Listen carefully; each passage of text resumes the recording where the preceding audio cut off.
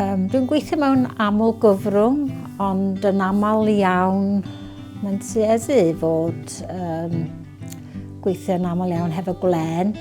Dwi'n meddwl mae'r ochr fy nghefndir o ffarmio o fan yma hwnnw'n dod.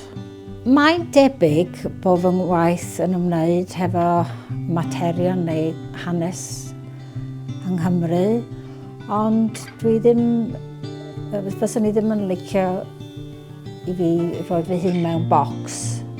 Mae rhaid i'r gwaith gweithio yn rhyngwladol ac amser hynny mae'n gweithio i fi.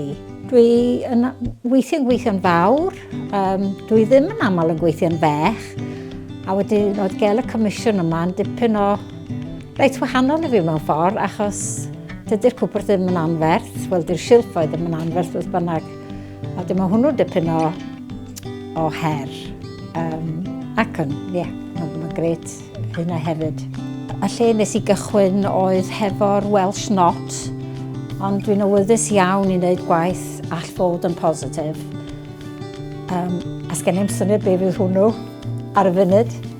Wel, dwi am wneud gyfres o'r teclyn y Welsh Not a gweld beth ddigwyddith. Dwi'n mynd i wneud rhai a dwi'n mynd i agor nhw fyny, y siep fyny, dwi'n mynd i droi nhw rownd, achos mewn ffordd, da ni angen troi yr holl beth rownd o fod yn beth drwg i'r rhywbeth llawer gwell.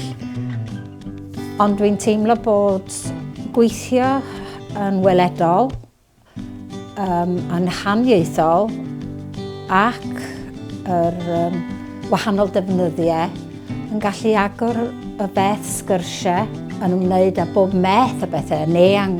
A dwi'n gobeithio bod y tri peth yna yn alluogi lot o sgyrsiau tra bod bobl yn edrych mewn i'r cwpwrdd.